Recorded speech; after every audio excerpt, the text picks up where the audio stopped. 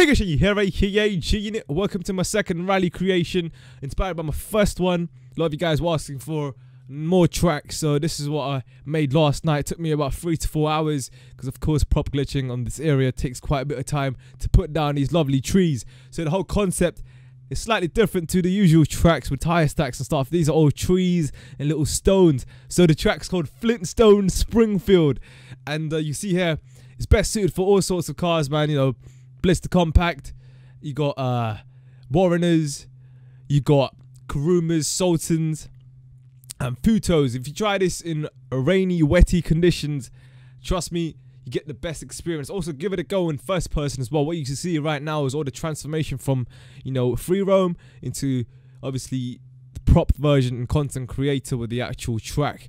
See everything looking nice and beautiful with the Mother Nature producing these oak trees with nice food stands as well. You can buy some fruits as well if you're feeling tired, you know.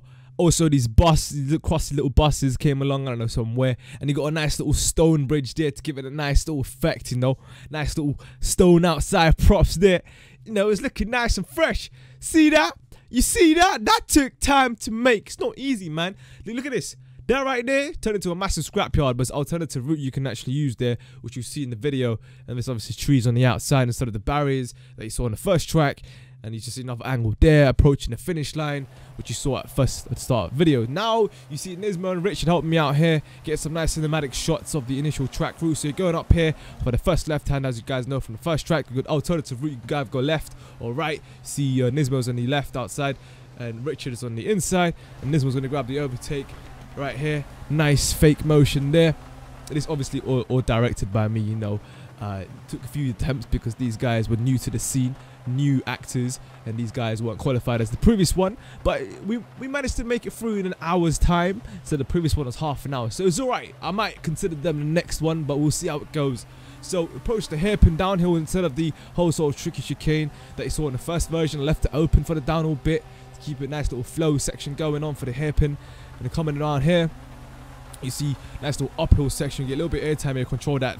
Basically the entire track's all about throttle control, man. It's not about speed, it's about really managing the car, making sure you're going through as smoothly as possible. There's a lot of bumpy section. Every single part of this track is so bumpy, and you can easily lose control, especially in these rainy conditions, man.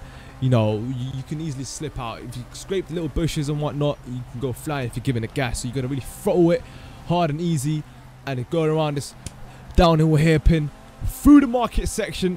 Don't forget to buy the fruits. Okay, these guys ignored it. They keep going through this. Now you're going to go through the stone bridge underpath. There you see beautiful stuff, and approaching another hairpin. Now what you see, there's quite a few sections on this track that relay itself. So you see now they're going to approach the section, but just remember that hairpin there, right? So these guys got a nice little left hander here from their point of view. You see a plant bottle as an apex. You got a tree there. Most of the trees are used as an apex for these corners. And then approach. There's so many different hairpins on this track, man, but there's so many different levels as well. That's the cool thing about it. So I've tried to use up all the levels from this quarry area, and you can bring up this nice little variation. Now going through this section, not so now they're relaying back, right? So it's not like, it's not a crossover, but it's a meet up point. But this is the sort of the crossover point, but once again meet up with the other players.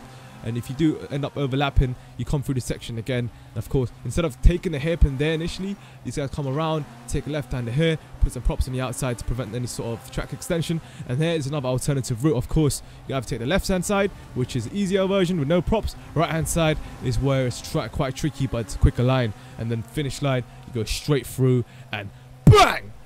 What a sick track, motherfucker! Sick. All right, let's not get too excited here. So this is just one point of view, live version of the actual one of the races I did, one of these sort of tests. So RB Drift is on the left, and I'm on the right. And you see what happens right now is two guys in front of me. They all ended up taking the quicker line on the inside, but it's quite tricky. It's like a little obstacle course. But RB Drifting took the longer line, which required more distance to cover. But because I was held up, he managed to grab a position along with Manuel, who was behind him as well, who took the left-hand side as well. So that was pretty cool. So I got overtaken by two guys from the other line. Although my line was quicker, but I was held up by the guys in the front who's trying to go through it. You guys get the whole sort of gist of it. Now, if you guys try in first person, it becomes even more interesting. It's absolutely epic in these conditions, right? So I locked it to first person. I wanted to set myself trying to start from the back.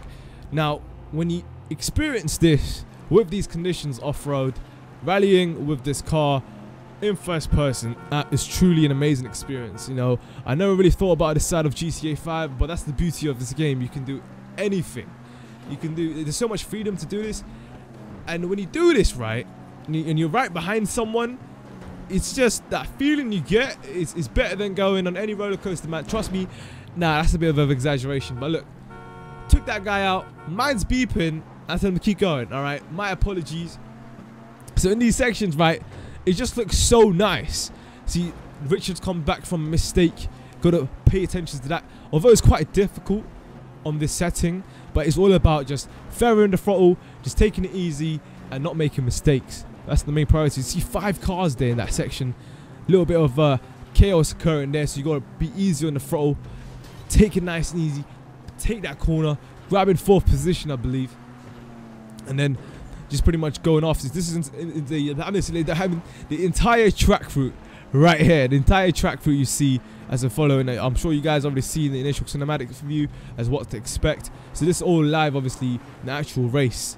This is not directed or anything like that, so don't get confused with this one. So going straight through this section, quite a few bumpy bits. Look at that, people losing control, so you got to be really careful. And it's, oh, I fell off. I ended up falling off. So that's the thing. It gets kind of scary, man. I made some silly mistakes, but it's very easy to make mistakes. That's the thing. So get back on the course and keep going. And this was the first time actually going in first person doing this properly, and it was one hell of an experience. So if you get like a slight little misjudgment of a bump and not really anticipate it before approaching it with the appropriate power given through the gas, you can fly off to a different section of the track. All these different parts of the track link up with each other, and there's different parts where you end up meeting other cars in a different lap as well. That's the cool sick thing about it. So if you're doing some sort of endurance rally race, for example, and let's say even you can do a multi-class, let's say a Futo against the Kuruma, right? And the Futo guys are doing one lap and you're doing another lap. You end up meeting them, you can end up crossing each other's way as well, so you gotta be careful of that as well. So this is where you're gonna meet up the other Futos. For example, Futos will come from the right hand side from that other hairpin, and you'll meet up from here. Obviously, go once again second time round on the same lap going through this section, but instead of taking the hairpin here on the tree, you just go straight on and then take a left-hander. And this is where I got stuck on the bus on the outside there, but it's okay, you just keep going. I slightly misjudged it, but this is the quicker line here. You can see little obstacle course.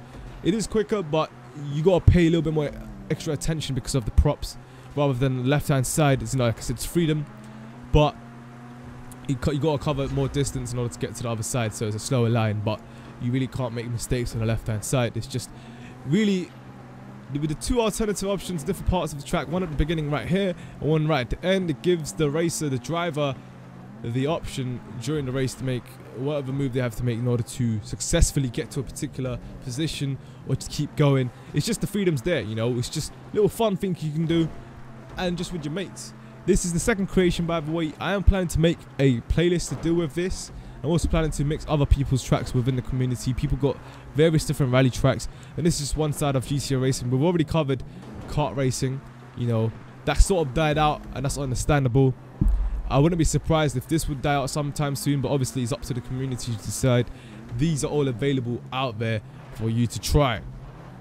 And on that note of doing tracks, a lot of you guys have been sending me tracks via email, and that's where I'm going to be putting together in a playlist, and I'm going to be doing top 5, and I said this multiple times, top 5 custom made tracks, but it's extremely difficult to review tracks when a lot of them have different sort of approach to them, you know, different styles, I suppose you could say, and everyone's got a different perception of racing on GTA 5, so you get this little bit of confusion.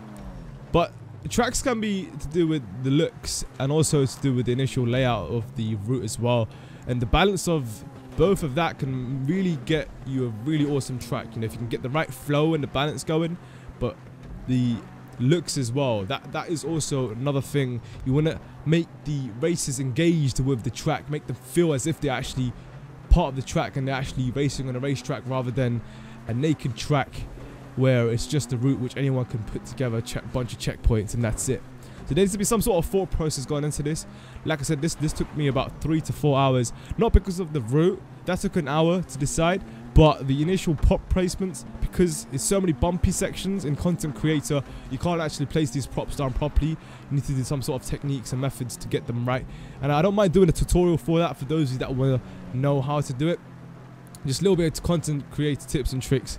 And when I mean tips and tricks, I actually do mean that, like giving you techniques to efficiently put down props. A lot of these stuffs are commonly done by a lot of the popular guys in the community who create content, create tracks, or sort of track critiques. Like, you know, Fatch, for example, Faturo makes similar tracks to these with these trees and whatnot. He puts some crazy ass designs, and there's so many guys out there, and these are all inspired by them, obviously. But as you saw there, first person experience were absolutely insane. Give it a go, link in the description below. Let me know what you guys think of this track when you try it. I'll definitely recommend doing it in these rainy conditions, because this brings the most fun experience out of it. And of course, try it in first person. It's up to you how you want to do it. It's really nice to practice and get the thrills from it. Thanks for watching, guys. See you guys next time. Show you sign out. Good night, peace. Yeah. Hey guys, here units put together a random track with a bunch of props and checkpoints, with a little route just to test out the Kuruma, the armored version of the Sultan.